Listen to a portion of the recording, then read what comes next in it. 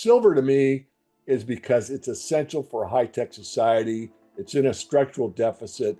Just the industrial demand alone is taking silver outside of the parameters of what we have mined, which means we got to take the above ground stockpile and eat it away year after year after year in order to maintain a supply and demand equilibrium. And if we got to take all of the above ground silver and use it in industry, what does that mean? It means any investment demand is going to take it beyond that. And when we, the investors, with all the silver in industry society can't function without silver, guess who makes the rules then?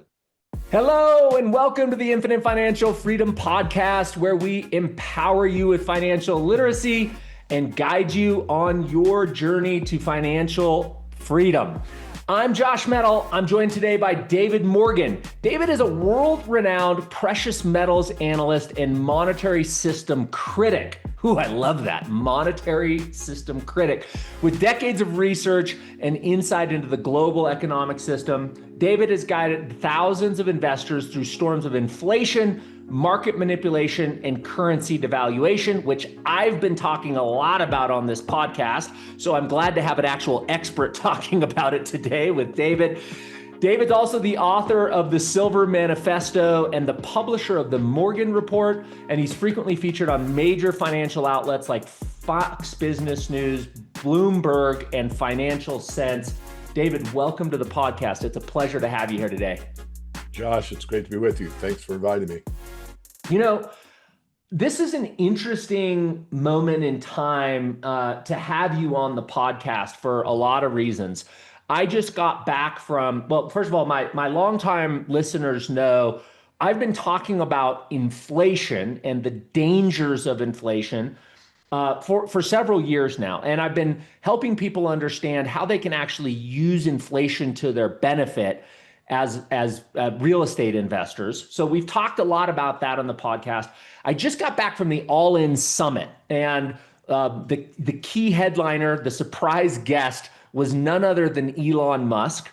And I just want to play about 30 seconds. I've never done this before in our podcast, but I just want to play you about 30 seconds of how Elon opened his presentation. Really a conversation is what it was. I think this will really frame up the conversation we're going to have today, David, very well. So here we go. Hopefully you can hear the sound right. We'll launch straight in. That was a good start. Any lessons from your time in Washington, D.C.? The government is basically unfixable.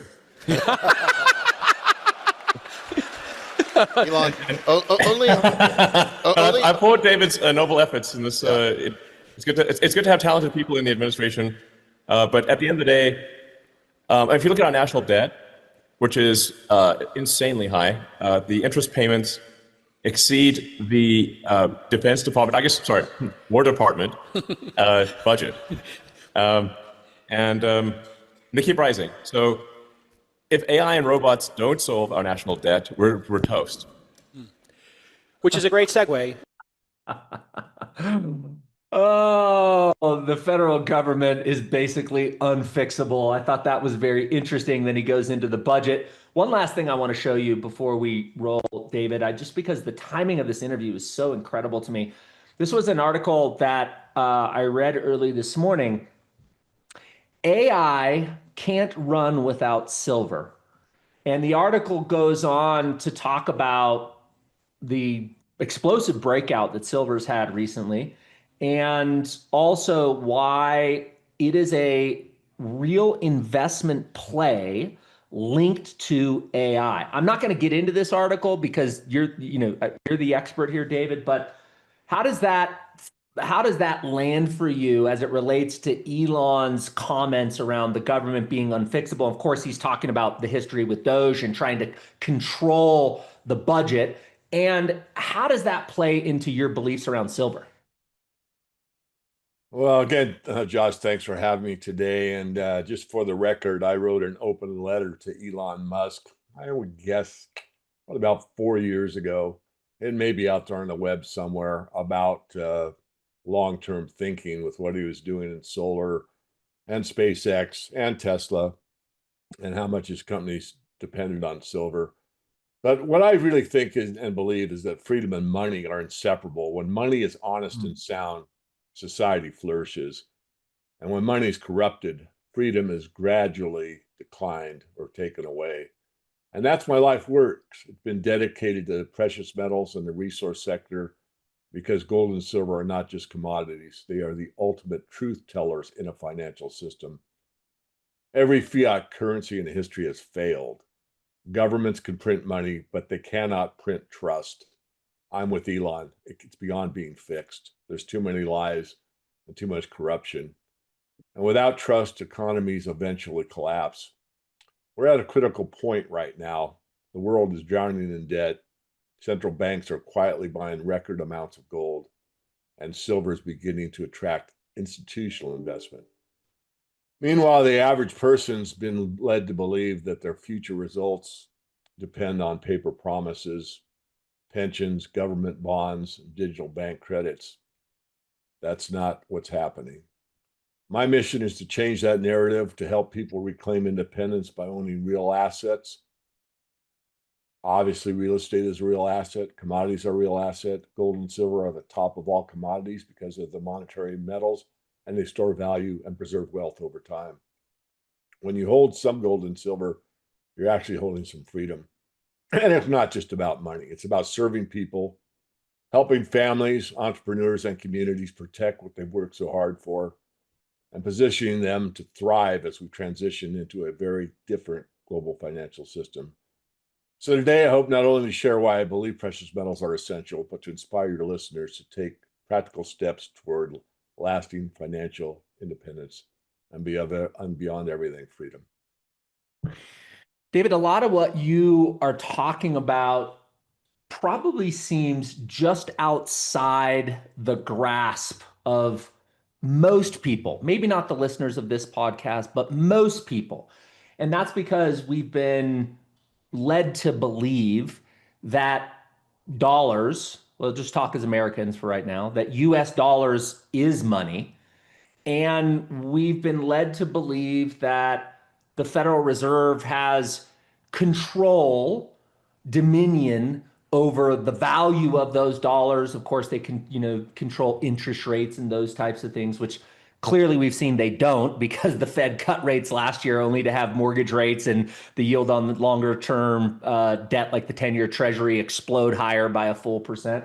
But we've been led to believe that, even the financial experts on CNBC will often talk about, oh, the Fed's going to drop rates, so we should see improvement in mortgage, like they just don't get it. And I think because that's the mainstream media narrative that dollars are money and the Fed has this whole thing orchestrated, it's hard for people to kind of pierce that belief and get over to your side of the fence. So where did you start to understand this deeper understanding of what real money is? Gold, silver, perhaps other commodities you would throw in there. And how did you get from the Main Street narrative to where you are today? Like, help people bridge that gap if you could, please. Oh, thanks for the question. And thanks for, I wouldn't say pushback, for a great intellectual conversation, because you're right. I just wanted to start the discussion off with who I am and what I'm about.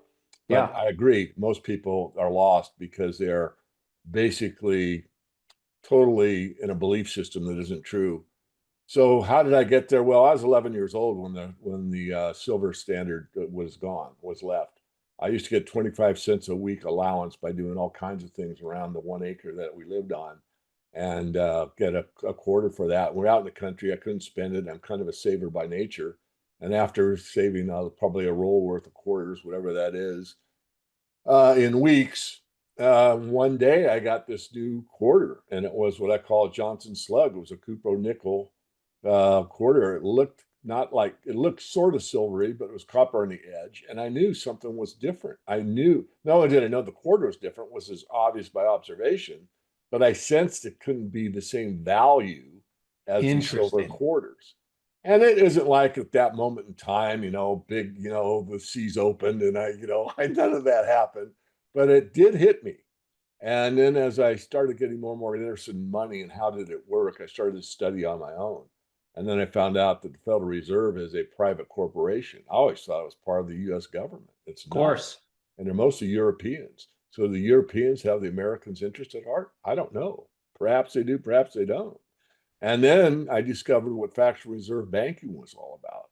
So when you buy a piece of real estate, you create the loan yourself. The bank's got the collateral, the apartment building, the single family home, the land, or whatever it is. So the collateral's safe with the bank, and they create money out of thin air. And now you have the asset on a mortgaged basis, meaning you don't own it. You owe the bank owns it, and you pay the bank back on something they put down with a signature.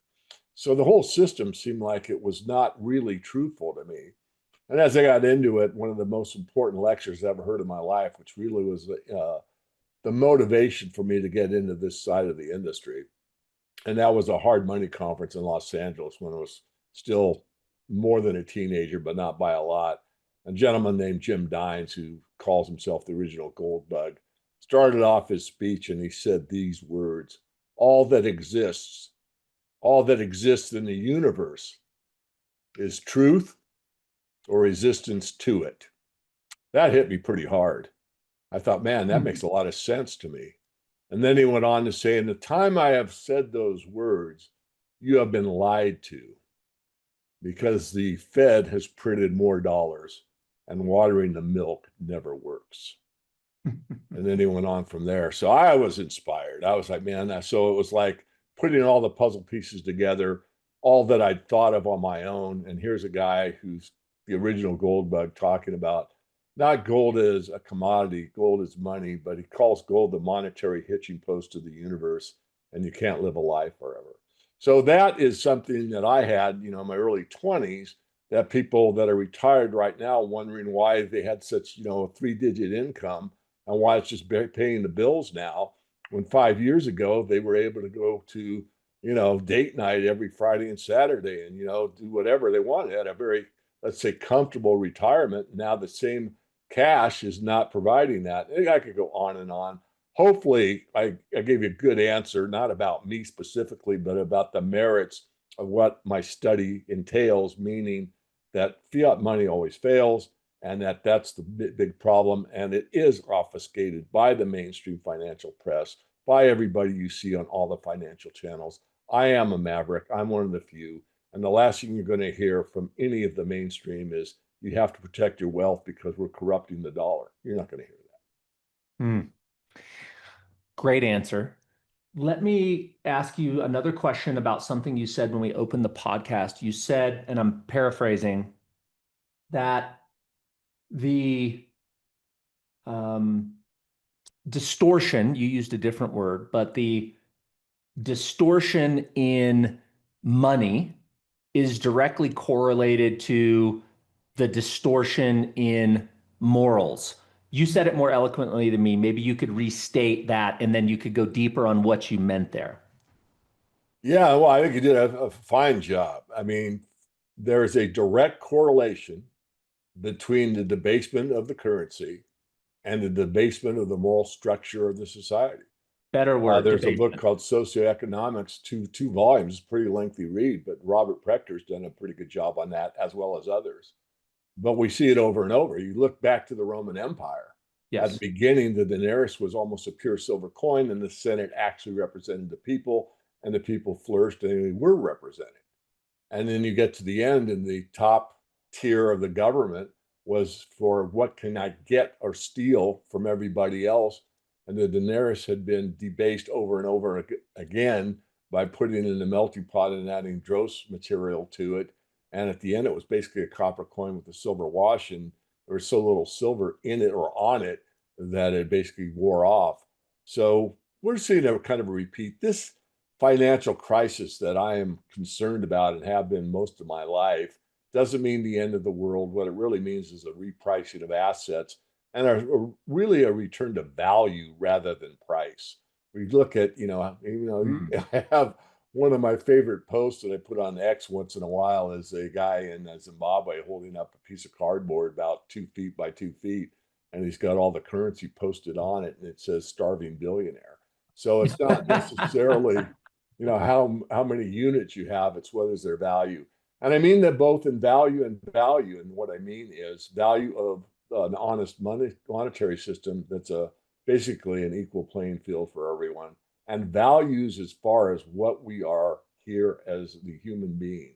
In other words, what is important? Is it another Lamborghini, another yacht, or is it more time with your family, being more sincere, learning what it is to be an authentic person, learning what it is to have balance in your life, not overeat, not undereat, enough sports, but not too much, and not be obsessed about any one thing, but have basically an interaction where you do the highest form of the human experience, which is my personal opinion.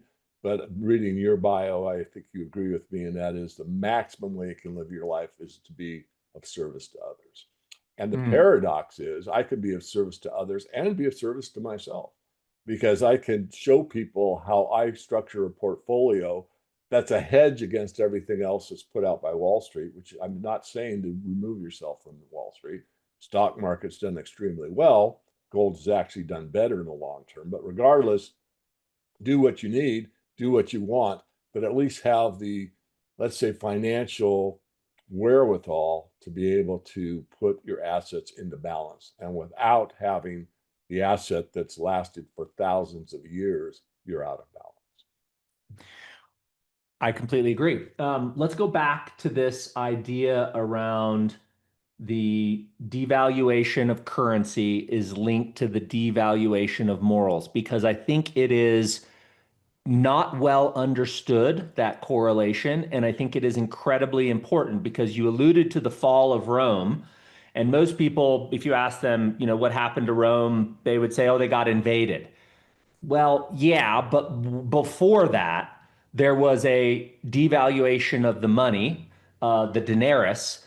Did I pronounce that right? Yeah, it's close. Yeah, the denarius, and where they literally started cutting out the silver and replacing it with copper, I believe. Is that right? Yeah. Yeah. And so, today the Federal Reserve does quantitative easing, and poof, here's an extra $2 trillion in circulation. 2,000 years ago, they clipped the edges of the coins and started casting the coins with less silver. It's the same thing, right? It's the devaluation of the currency. So, and the other point that I'll make before I ask you the question that I'm getting to, the fall of Rome and the devaluation of the currency there is not the only dynasty, if you will, the only world leader at that time, right? All roads lead to Rome at that time. There's other major dynasties like Rome that have fallen, and the precursor to them falling was the devaluation of their currency. So it's not like this has only happened once. So the question that I'm getting to is, why is there that correlation? In your eyes, what is it about the devaluation of the currency that leads to the devaluation of morals in a society? And any other instances where you've seen, kingdoms like Rome, world leaders like Rome fall linked to devaluation, I'd invite you to comment on. Yeah, I'll do the last easy part first. If you look in the Silver Manifesto, my book, we talk about many actually near term and older that have fallen because of the fiat empire, because of the debasement of their specific currency. So I won't name them all. But coming back to the main question, this is my take. I've been studying this for over 4 decades, and it may be written down by someone. That's certainly not an original thought. But I think it goes more not consciously, but subconsciously. I don't think people on the street say, oh, they're debasing the currency, but they intuitively understand that is the corruption, which is they could get something for nothing at the top. I mean, what's the first lesson you teach your kids? You can't get something for nothing. You got to work for it. And the whole system is based on getting something for nothing because the guys at the top press a computer switch and they create trillions of dollars, as you just said a moment ago. They're getting something for nothing, but we have to give our labor for that. What puts them in command? If you and I did that, Josh, we could get away with it. Maybe we'd get an identical looking $100 bill from the AI, but that's called counterfeiting. And we'd be in jail for a long time or prison. but the government has monopoly. And again, it's not even the government. The government gave the monopoly to a private banking corporation, for crying out loud. Right. So coming back on point, people start to understand this, maybe not directly, but indirectly. As well, if they get to cheat, what's wrong with me cheating? So if they get to cheat, then it's okay if I, take a few pencils from the office, or I, pull, some scam on at a gas station or whatever. So you get a moral decline. And if I could direct the viewers to my website at themorganreport.com, and if you go to the About tab, you'll see my bio, which you already read. But if you scroll down, there is a direct link to a movie called The Four Horsemen film. I'm in it. It's not about me being in it, but there are some really good thinkers in there talking about the end of the age of empire, which is what you're really asking me.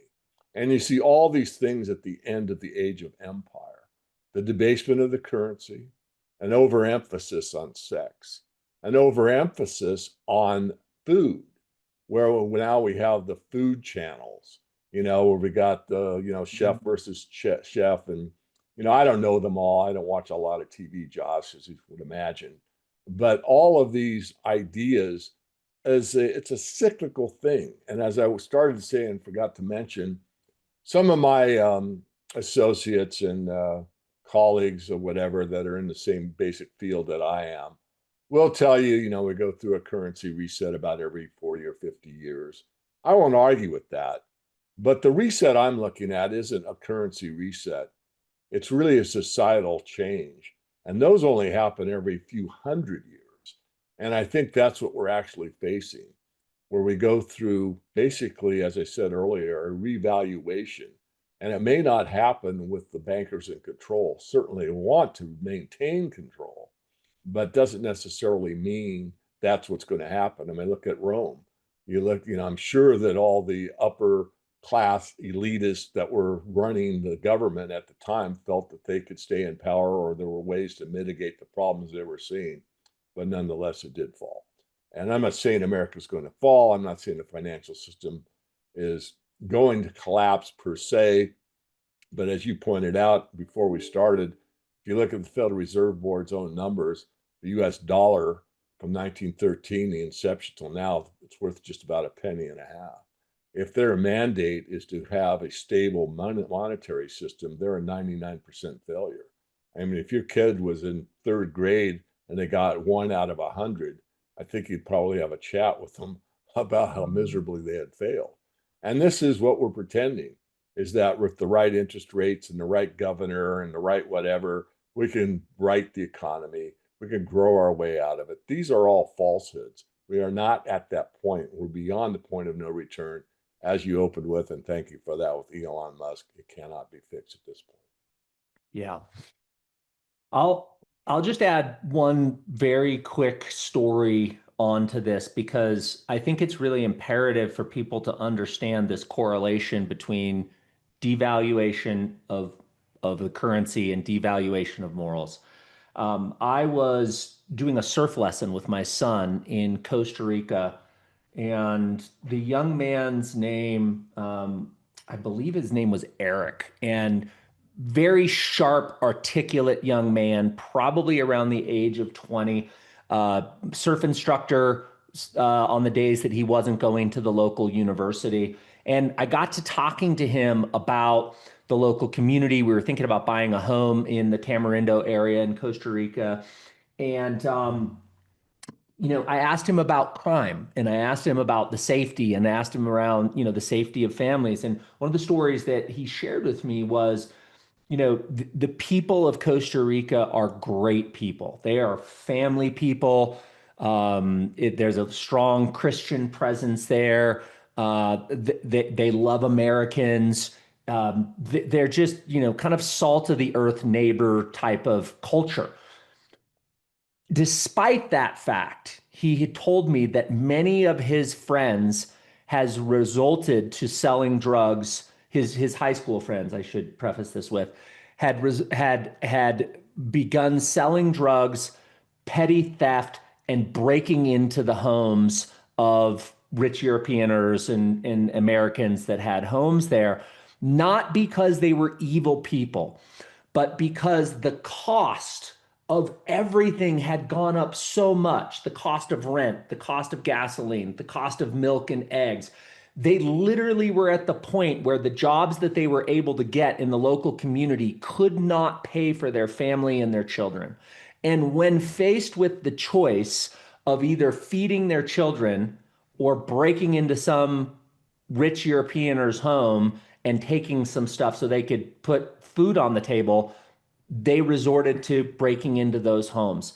And that's the best story. Like, that story has always stuck with me, that it was the inflation, it was the rising in costs that caused them to devalue their morals. Because at the end of the day, when it comes down to, am I going to put food on the table for my kids to eat or not, you'll do some shit that you probably wouldn't have done if that was your only choice to put food on the table. So that's the illustration that comes to mind and backs up exactly what you said. It's not that they decided to not be good people anymore. It's that they were left with little other choice.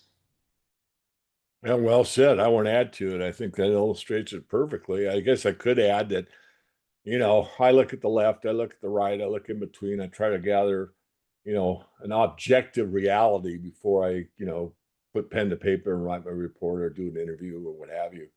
And I just saw one kind of randomly within the last few days. And this girl was, single mom, and she's working 3 jobs and she can't make ends meet. She's not stealing, she's not, and she's just dog tired. Can you imagine, how little sleep, the stress of a young child? You don't have a husband anymore. You're doing everything quote unquote right, and you can't make ends meet, which is exactly what you just said. So what is she going to do? I'm not saying she's going to go out and become a thief. I don't know what she's going to do, but it's a heartbreaker. Yeah. Because you go back into when I was, a child, basically it was a one family home working. My dad worked, my mom didn't. Yeah. And we lived fine. And my dad made about $4,000 a year, but that was in silver dollars back then. And so, you look at now, you're making, 10 times that's 40,000, 20 times that 80,000, 30 times that is 120,000. And that in most cities is like getting by these days. So what happened? Why is it 30 times? Well, I just told you, if the Fed's job is to keep a stable money and it's failed by 99%, they have failed at their job. That's right. That's right. If you're a business owner or an investor, you know the struggle. Tax returns don't always tell the real story, especially when you're self-employed. That's why we created the Entrepreneur Capital Lines of Credit. Use your home equity to launch, expand, invest, or scale your business, all without the old roadblocks of mortgage lending. Call us today and let's unlock that frozen cash sitting behind the sheetrocks of your home to catapult your business to growth. So I'm going to get to the question, David, why silver? Why silver over gold? Why silver over real estate? Why silver over Bitcoin? Before you answer that question, I want to share your X page, because you're very active on X, at Silver Guru 22, or just search for David Morgan. But on September 9th, you reposted this chart, which I thought was really interesting. This is the trading resistance, if you will, lifelong of silver miners.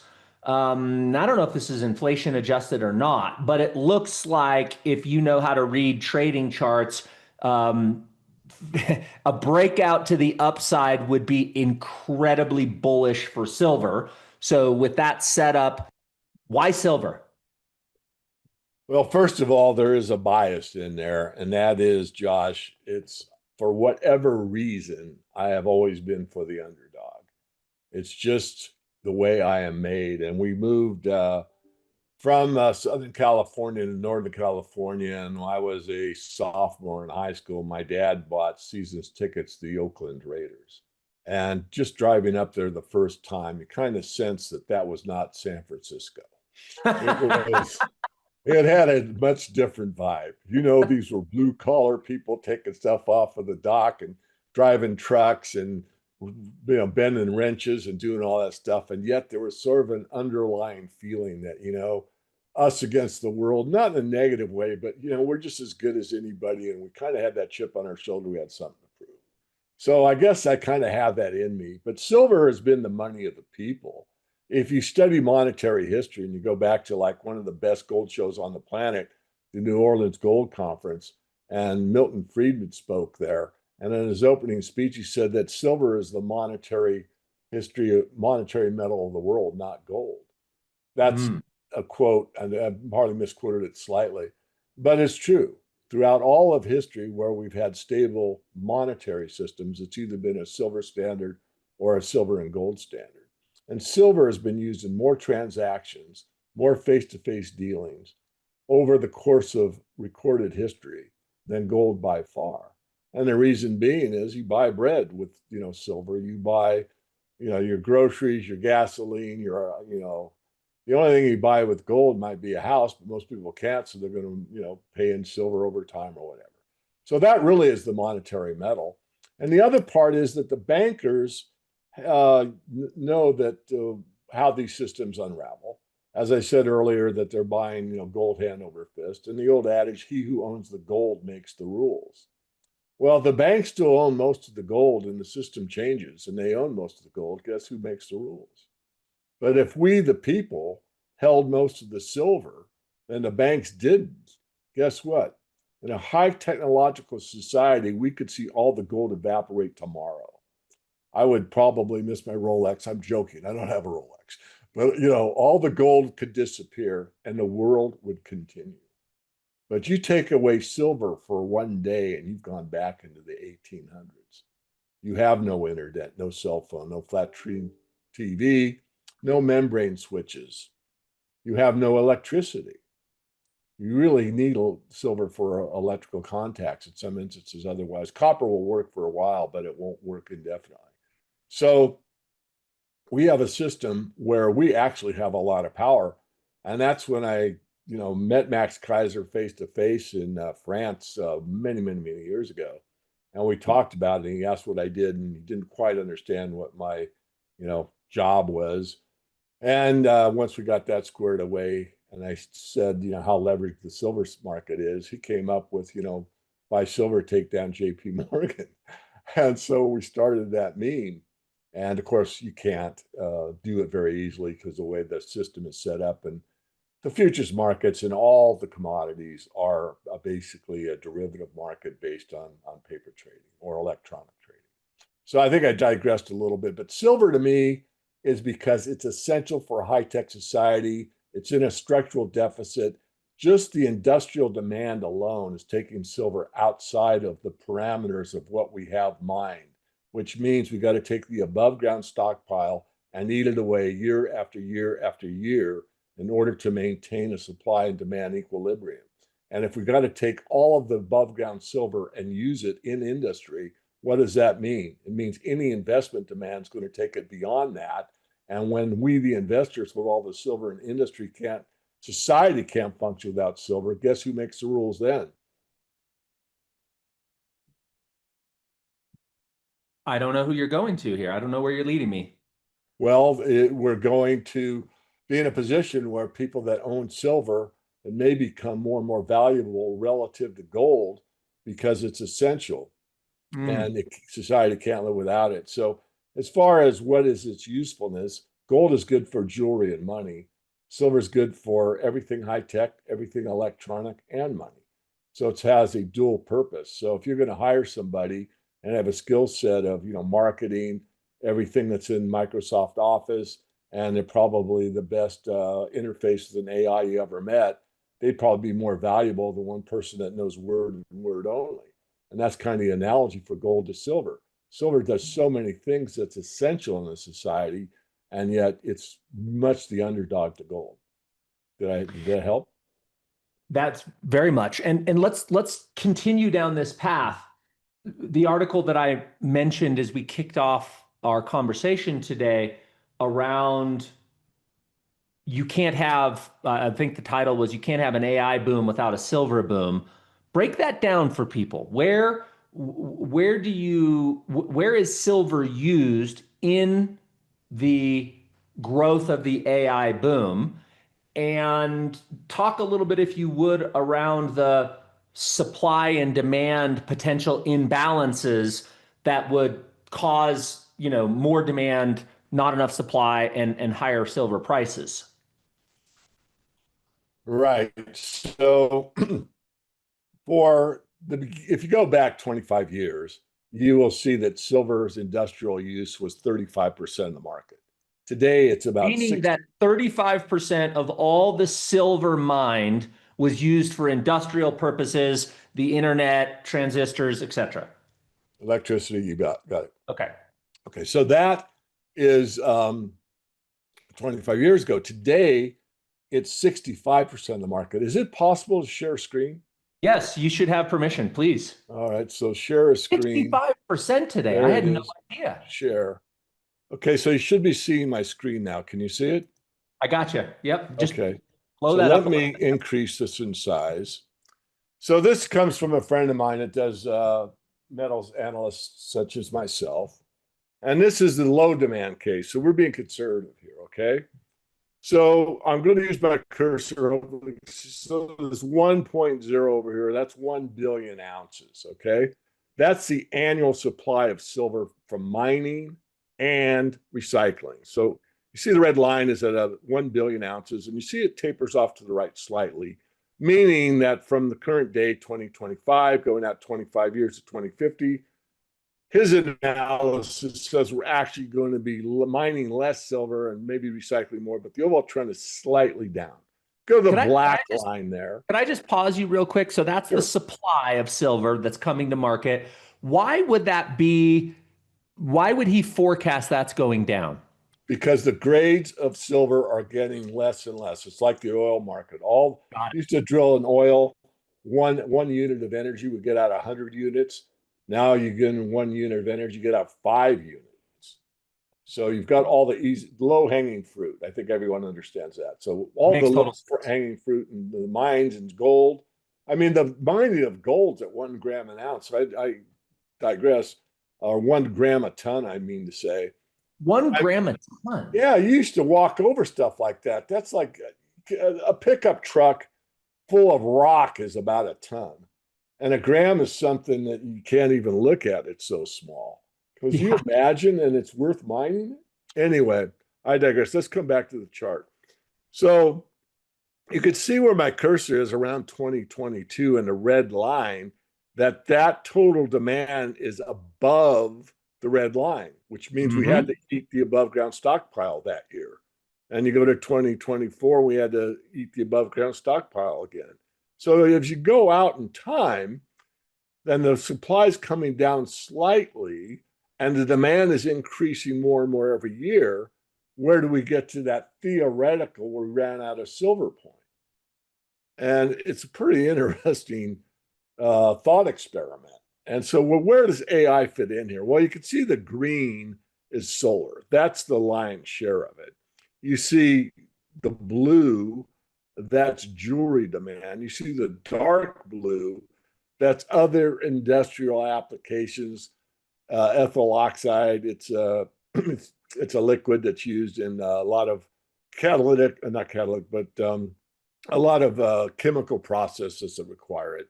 So anyway, you get a pretty good idea. AI will add on slightly. You see the automotive here in the yellow, that's growing over time because we're going more and more electric. Photography is practically zero. And then the silver or the gray is net investment. I do think differently than Matt on this. I think as we get more depreciation of the currency, it's not going to be a steady state 200 million ounce investment a year. That's retail. When the institutions come in, they could buy 300 million in a year, which isn't showing on this chart. He missed it. It should that one line should be way up here because the institutions bought 320 million ounces of silver that particular year. What's to prevent them from doing that in the next 3 or 4 years? So what I'm showing you is that what I said earlier, but I think it's easier to see in a chart. This whole area here that I'm circling with the cursor is the amount of silver that's required that cannot be met by mining and recycling. Therefore, it has to come from the above ground stockpile. So if you go from here, whether it's like 1 billion ounce up to like here, which is about 1.7 billion, that's 700 million ounces.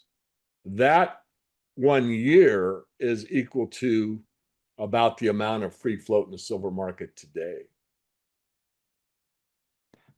So once you utilize that, prices go parabolic would be my conclusion.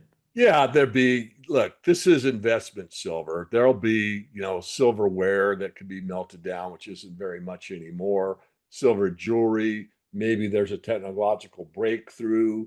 Maybe we get into nanotechnology and there's a replacement for solar panels that doesn't need silver.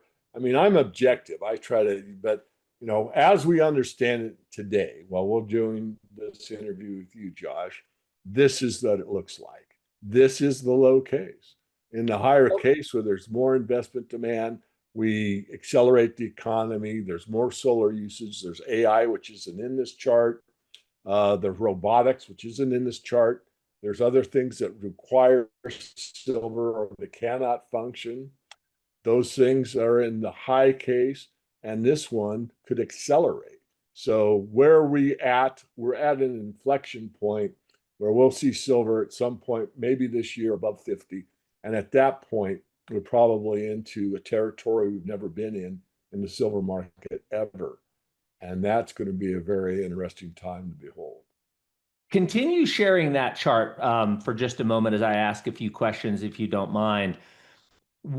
So the important breakout year here to me looks like 2023. All of a sudden, you had a fairly significant from the demand for silver from 1 billion troy ounces to almost 1.2 billion troy ounces, which is a 20% increase in demand in 1 year.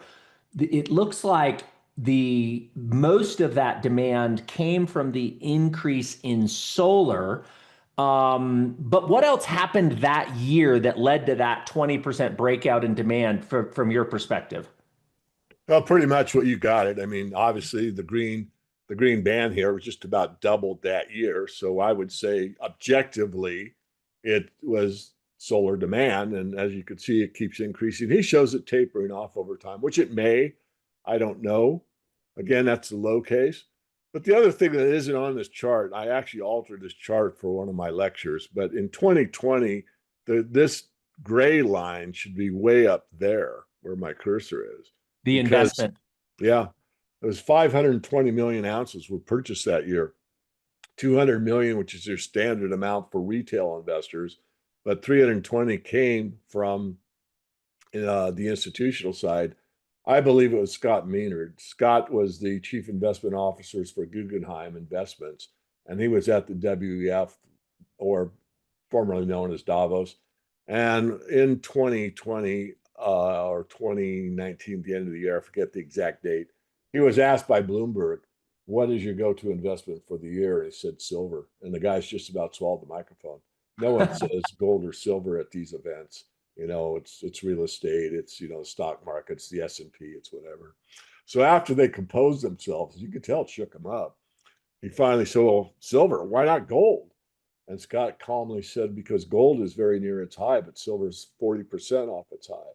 And that year, 320 million ounces were bought through the ETPs, exchange traded products, which is really the only way he could go, in my estimation.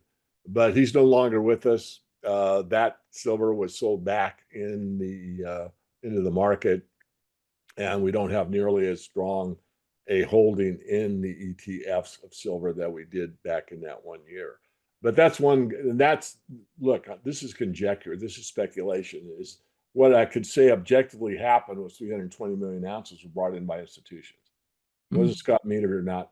That's my educated guess. I don't know if it was or was not. But the point I'm making is that it could take one individual, it could take 10. But since Saudi Arabia just bought into the SLV and they bought it like 1 million shares, I was asked about that yesterday. And 1 million shares would be a lot for you and I, Josh, but in the context of the money supply that's out there sloshing around, that's an unbelievable small amount compared Right. to the amount. The other way I like to look at it is my friend Tavi Costa that runs a fund, basically a resources fund. And he talks about the $6 trillion that's sitting on the sidelines. And if you take waiting for a home, if you take 1% of 6 trillion, that's 60 billion. And that is 2 years silver supply, everything, cycling, recycling, and mined at $30 silver. We're at above 40 right now, but I'll just use 30 because it wasn't that long ago silver was at 30. So if you don't think that 1% of that money that wants to find a home is going to look in the silver market because of fear of depreciation of the currency, maybe the commercial real estate market's getting soft, maybe the financial system is starting to unravel, the stock market starting to come down with the S&P off, the DJI off, and the bond market has no bid. The government has to buy back the bonds because we've just crossed over where banks hold more gold as their prime asset than they do U.S. Treasuries. That hasn't happened in a very long time. So as this takes place, I'm being very conservative to say 1% of that money wants to move into silver, and that would wipe out 2 years supply or a year and a half supply. Something to think about. So let me ask you this. I've heard a lot. By the way, after the Great Recession, was following Porter Stansberry from Stansberry Research, writing on the End of America, which is really a thesis around the dollar losing reserve currency. And I went into this very kind of, I would call it defensive positioning, buying a lot of silver and gold at that period of time. And one of the things that I have read since I started buying silver and gold in 2010 was that these markets, specifically silver, are manipulated from big banks like JP Morgan. But I've never really fully understood why they're manipulated. Like, why would JP Morgan want to manipulate the price of silver? Could you help me with that?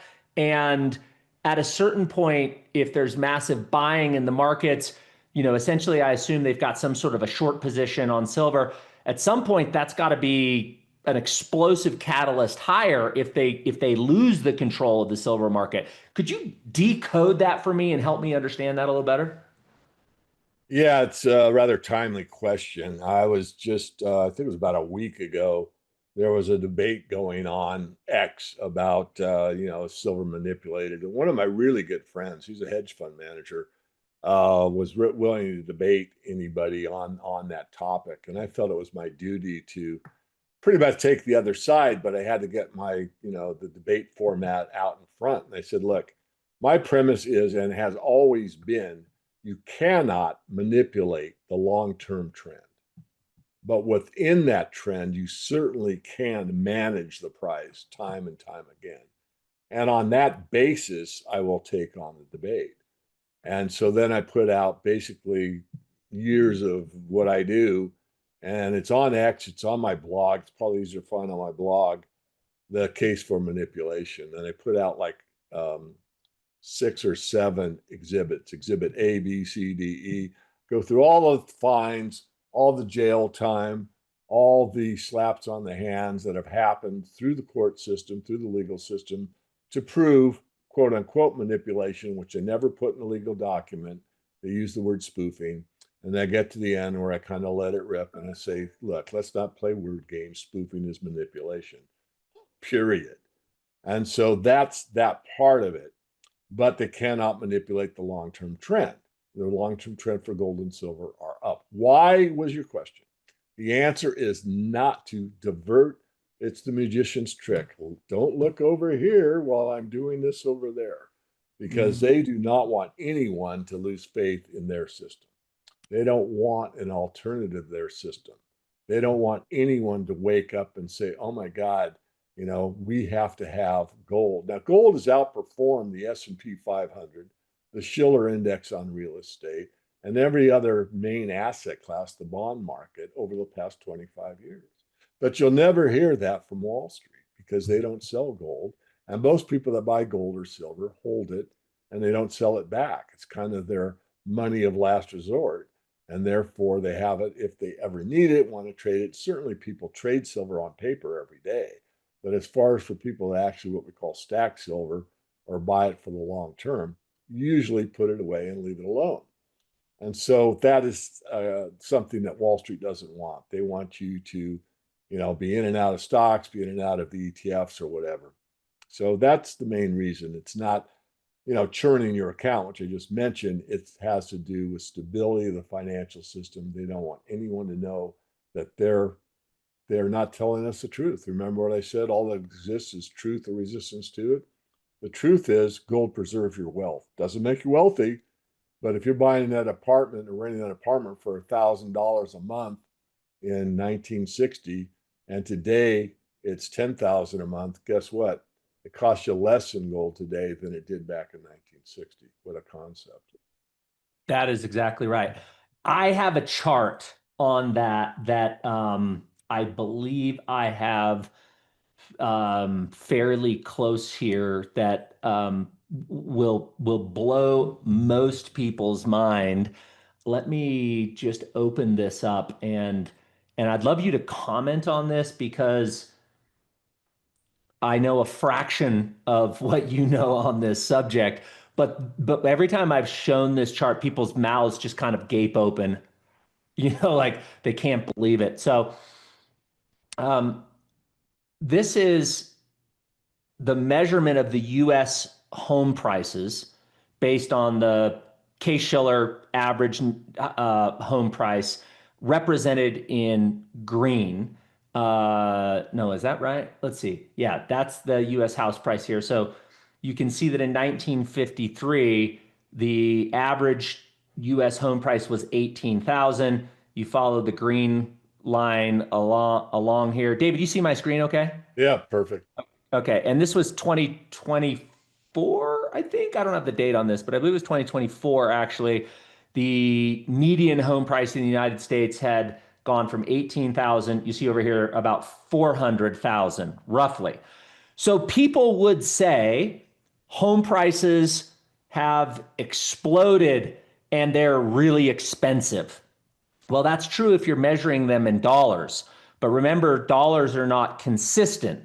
A dollar is a terrible measuring device because, a mile is a great measuring device. A foot is a great measuring device. A yard is a great measuring device because in 10 years, 100 years, 1,000 years, a foot is still a foot. A dollar is not a dollar in over 10 or 100 years. The value of a dollar decreases over long periods of time. So most people would say home prices are expensive. But if you change your measuring stick to something that isn't adjustable or depreciatable, like the dollar, and you start measuring home prices in gold, something very interesting happens. This is the price of gold in the blue line. So you'll see gold over here, I don't know, let's just call it $35. Here's on the right-hand side here, $35 an ounce. And if you look at gold prices, this had gold prices at 2,000. You and I know gold prices are 36.80, something like that today. So it's even more exaggerated today or more profound today. But if we just use this data and we say, okay, let's not measure home prices in dollars, let's measure it in gold, we see that gold is up 5,717% since 1953. More now, way more, almost double that, almost 10,000% now with the current gold prices. Home prices are up 2,000%. So if we start measuring home prices in gold, then let's see if home prices are expensive or cheap. Well, if we go back over to this period of time, and you look at home prices based on the price relative to the number of ounces of gold, you'll actually see that the price of homes measured in gold has gone down since 1953. In fact, I think in the next slide, yeah, here we go. So let's see if I remember exactly how. Yeah. So if you look at home prices, this is home prices in oil. Okay, excuse me. But if you look at home prices in gold since 1953, the price of homes is actually down 63% because Gold over that period is up 5,700%. Home prices are up 2,000%. So looking at that chart showing that prices of homes are actually down relative to gold, how would you add your perspective on that? Is there anything else you would add to that chart? Not really. I think that it's important though, because I know you have a lot of real estate investors and it's a cash flow situation. And you're not going to get cash flow from gold, although there are ways to do it. If you go to my website, by the way, I'm going to have a themorganreport.com/infinite. Is that the first word in your podcast? Yes. So /infinite. I will have a landing page built for your viewers, and they could consult with me for 15 minutes for free. I charge $1,000 an hour. So that's a $250 gift to your viewers.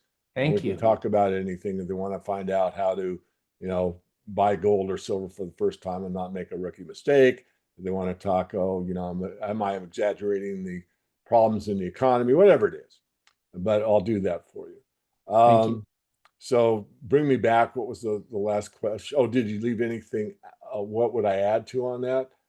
I think that you can cash flow gold, but I don't have time to go into that. But one of the ways you can do it is, since we work on the equity side, if you own a major miner, such as a Newmont Mining, you can very easily write covered calls. So you own the property. It's like owning a piece of an apartment building. You own it. So there's no risk, and you own it outright. So there's no mortgage on it. Now what you do is what I call rent your stock. So someone that's really more bullish than you are, and I make these calls, I'm not perfect, but it's a business. You write and say, you can rent my stock for 3 months, but you've got to pay me this price. And for owning it for those 3 months, you got to pay me an additional price called a premium. And I capture that money immediately. Now, if the bettor guesses right and gets my certificate, I've already made money. You made money twice. Because the price so went now up. what happens? So now it's a little above where I sold it. Well, it's a business. You just restock your inventory. So you buy back your stock and do it again. And if you do that, you make 17% a year based on a gold holding. You own a company that produces gold. So you're gold backed and you're generating, and 17% is conservative. I had one of the guys from the Money Show I met years ago in Las Vegas when I spoke there. I speak there almost every other year or so. And that's all he does. So I had him on my mastermind and I said, come on in and do my top tier only, big companies. These are people that know what they're doing in the market. There are 6 stocks in there. And that 1 year, it was a 40% return. David, I'm going to give you the closing thought here. But by the way, I've never heard somebody explain a covered call as renting my stocks. And that was a beautiful explanation. Thank you for that. It's how simple and understandable to a real estate guy like me. I'm going to show one last graph, and then I'd love you to have the closing thought. I wish this was a 2-hour podcast or a 3-hour podcast like Joe Rogan does instead of a 1-hour podcast. This has been really fun.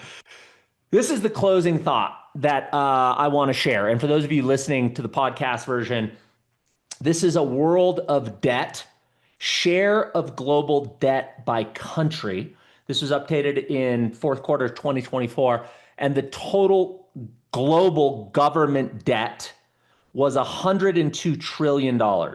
So, of course, this would include Japan, India, China. But those of you who are seeing the screen, is that the US had 34.5%, greater than a third of all of the global government debt in the entire world, double that of China, more than triple that of Japan, more than 10 times the amount of debt of Italy or India, or even France. It looks like about 10x. So with this in mind, that the United States is the largest debtor by a massive proportion. Now, of course, we also have the largest GDP, but this amount of debt, 36 trillion and counting, of course, higher now.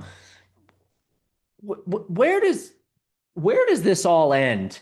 And when you think about that share of global debt, how do we align ourselves with where the government is headed in all this indebtedness so that we benefit from this trajectory that we're on? Well, we benefit from it. There's something that viewers can look up. It's called Triffin's Dilemma. I think it's spelled Triffin, if I spelled it correctly. And it talks about, as a reserve world currency, we actually are required to continue to expand the money supply. We don't have time to go into it. But what I think, the first thing I thought of when you showed that is, first of all, not only is it, over a third of the debt, but what is the United States? 5% of the world's population. What's China? 20% of the world's population. So China has about half the debt we have, and 1 out of every 5 people on the planet is Chinese. 5 out of 100 are Americans. Yes. So we have proportionally per capita, per person debt, astronomical amount of debt. So the question was, what happens? Well, it gets reset. I mean, there's been a lot of talk about CBDCs or a new system, or we don't want Americans having the reserve currency. The BRICS have been formed, whether they start their own currency or not. I think somewhat irrelevant, because the BRICS are basically circumventing the dollar, and they're trading rubles for yuan, and yuan for reals, and reals for pesos. So in other words, these countries that form the BRICS, and more countries are adding in all the time, they exchange in their own currencies. And so the dollar doesn't have the status it had. You go back, I think it's about 20 years ago, and the all international transaction was something like 75% US dollars. Now it's like 58% US dollars. So the dollar is losing the status of only dollars, or if I don't have dollars, I don't have, safe savings, which is ridiculous. I mean, all these currencies fail. The dollar is on that trajectory, and the bankers want to be ahead of the game, and they want to wipe out the debt one way or another, start the new system, probably some type of digital currency, a blockchain methodology, where everybody that can't work because AI's replaced their job gets a universal basic income and own nothing and be happy. This has been extremely insightful, provocative, and fun. Thank you, David Morgan, for being here. This has just been a blast for me. You've given a lot of different places for people to find you on X. We've shown your website. We'll add the landing page in the description. Any place else you want to direct people to find you and follow you, David? But the last 2 years into a documentary trying to put this thing into perspective, where people understand why they're so stressed out. It's called Silver Sunrise. It's at silversunrise.tv. Talks about the stress, fear, and control the money powers have over our lives, and what we can do as your mission statement to come back, be ourselves, be good to each other. We can't be too kind, and really circumvent some of this, let's say, complex system that we're taught that we have to bow to the money elites, when in reality we do not. Can't think of a better way to end this one. Thanks for being with us, David, and thanks for all you viewers. This has been incredibly insightful. Thank you, my friend. We'll see you again soon, I hope. My pleasure. Thank you.